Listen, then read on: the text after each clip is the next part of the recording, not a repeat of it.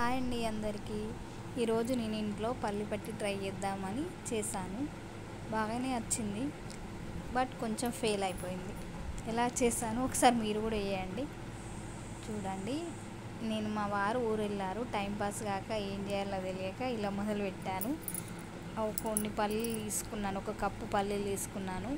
సరిగా కొలత ఏం లేదు, కొంచెం ఏదో అందాజ కొద్ది కొన్ని పల్లీలు తీసుకున్నాను.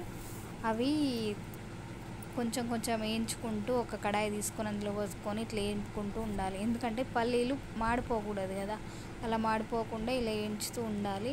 నేను మొత్తం పర్ఫెక్ట్ పల్లి పట్టికని ప్రిపేర్ అయ్యి మొత్తం పల్లి పట్టి కోసం తీయలే. మళ్ళీ నెక్స్ట్ ఏంటంటే ఫస్ట్ టైం వాయిస్ ఓవర్ ఇస్తాను, అందుకే ఇలా ఒకసారి నేను ఇలా పల్లి పట్టి చేశారో మీరు కూడా చూసి నవ్వుకోండి. పల్లీలు బాగా వేగాక వాటిని దింపేసి ఇట్లా క్లీన్ చేసుకోవాలి. మనకేదైనా చాట కానీ ఏదైనా ప్లేట్లో కానీ పోసి పల్లి పొట్టు మొత్తం పోయాలి, ఇట్లా క్లీన్ చేసుకోవాలి.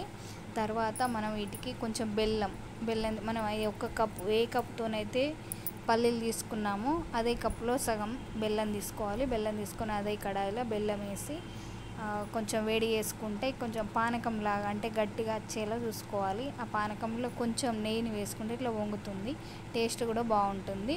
ఇట్లా పానకంని రెడీ చేసుకుంటప్పుడు ఇట్లా కలుపుతూ ఉండాలి. ఎందుకంటే పానకం కూడా ఇట్లా అడుగంటుకుందనుకో మనకు పల్లి పట్టి అనేది సరిగా రాదు.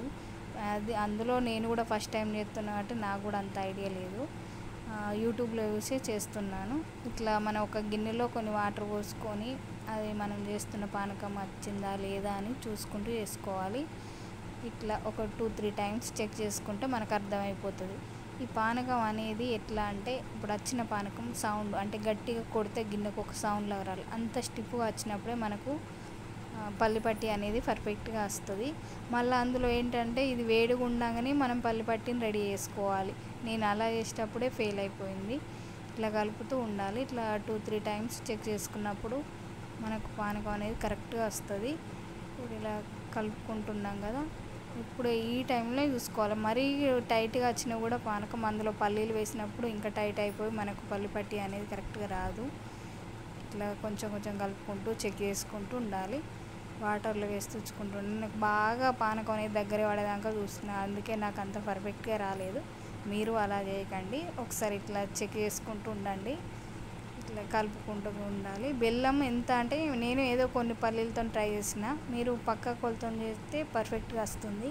ఇట్లా పానకాన్ని ఇట్లా మళ్ళీ ఒకసారి చెక్ చేసుకున్నప్పుడు ఇట్లా వచ్చింది కదా, ఇప్పుడు పర్ఫెక్ట్గా వచ్చింది అన్నట్టు. ఇట్లా వచ్చినప్పుడు ఇలా చెక్ చేసుకున్న తర్వాత పల్లీలు నెయ్యి అందులో కొంచెం నెయ్యి వేస్తాం కదా, ఇది రెడీగా పెట్టుకోండి. సైడ్కి ఒక ప్లేటు, ఆ ప్లేట్ మీద కొంచెం నెయ్యి రాసుకొని రెడీగా పెట్టుకోండి.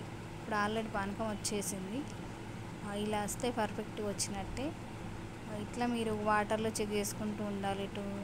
వీటిలోకి ఇది గట్టిపడి ఇప్పుడు దీన్ని మనం ఏదైనా సౌండ్ చేసినప్పుడు అట్లా సౌండ్ వచ్చేసి అంత గట్టి పడ్డప్పుడే పల్లి పట్టి అనేది పర్ఫెక్ట్గా వస్తుంది.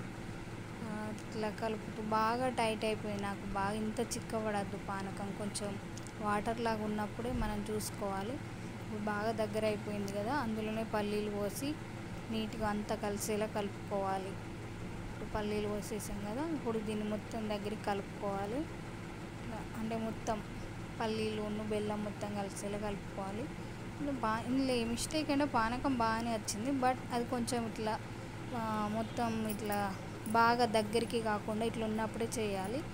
ఇప్పుడు నేను అది షేప్ అనేది రానప్పుడు ఇట్లా చిన్న చిన్న కొన్ని లడ్డుల్లాగా చేసుకొని మిగతా అంతా అట్లనే వీడియో వదిలేసి ఒక డబ్బాలో పోసాను, బట్ టేస్ట్ మాత్రం బాగుంది. మీరు ఇట్లా కాకుండా ఒక ప్లేట్కు కొంచెం నెయ్యి రాసుకొని ఆ ప్లేట్ మీద ఇది కొంచెం బాగా ఇట్లా లూజ్గా ఉండగానే ఆ ప్లేట్ మీద వేసుకొని ఏదైనా షాక్తో కానీ దీంతోనైనా కడిగేసుకుని మీకు పర్ఫెక్ట్ వస్తుంది. బాయ్, నచ్చితే మీరు